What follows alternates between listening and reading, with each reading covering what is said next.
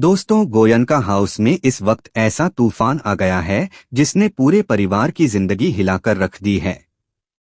जैसे ही रूही और नाहर एक होने की खुशी मना रहे थे, तभी अचानक घर में ऐसी घटना हो जाती है जिसकी किसी ने कल्पना भी नहीं की थी। दरअसल अचानक सुमित्रा दादी की छोटी बहन यानी नाहर की छोटी दादी की एंट्री होती है। लेकिन उनकी यह एंट्री किसी रिश्तेदार की तरह नहीं बल्कि एक बड़े तूफान की तरह होती है।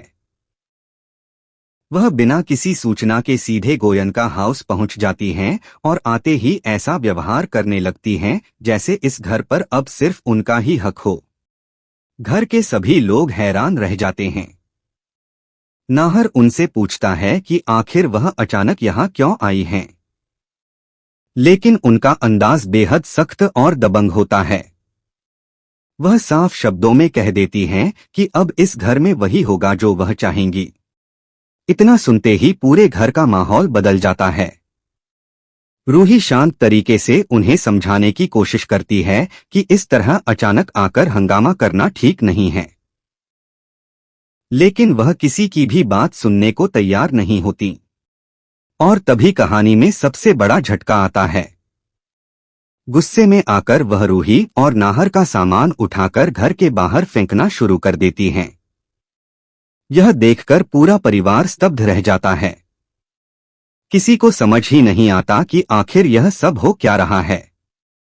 नाहर गुस्से में उन्हें रोकने की कोशिश करता है, लेकिन वह साफ कह देती हैं कि अब इस घर में रहने का अधिकार सिर्फ उन्हीं का है। यह सुनते ही पूरे परिवार के पैरों तले जमीन खिसक जाती है।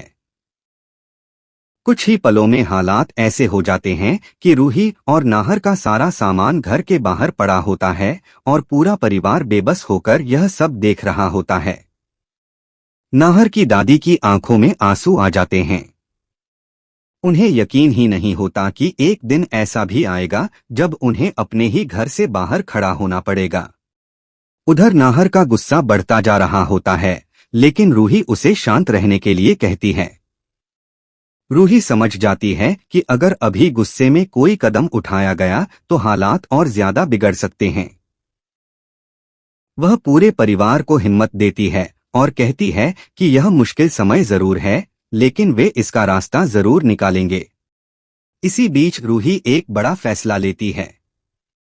वह नाहर से कहती है कि अब समय आ गया है सच्चाई का पता लगाने का, क्योंकि बिना किसी ठोस वजह के कोई भी इस तरह किसी को उसके घर से बेदखल नहीं कर सकता। रूही को शक है कि इस पूरे मामले के पीछे कोई गहरा राज छिपा हुआ है। अब सवाल यह है कि क्या सच में छोटी दादी के पास इस घर पर कब्जा करने का कोई कानूनी अधिकार है? क्या रूही और नाहर अपना घर वापस हासिल कर पाएंगे, या फिर इस पूरी साजिश के पीछे कोई और ही छिपा हुआ है जो पर्दे के पीछे से यह खेल खेल रहा है? आने वाले एपिसोड में इन सभी सवालों के जवाब मिलने वाले हैं। लेकिन इतना तय है कि अब कहानी में एक बड़ा मोड़ आने वाला है जो रूही और नाहर की जिंदगी को पूरी तरह बदल सकता है। अगर आप भी चाहते हैं कि रूही और नाहर को उनका घर वापस मिले तो कमेंट में जरूर लिखें, आई सपोर्ट रूही नाहर।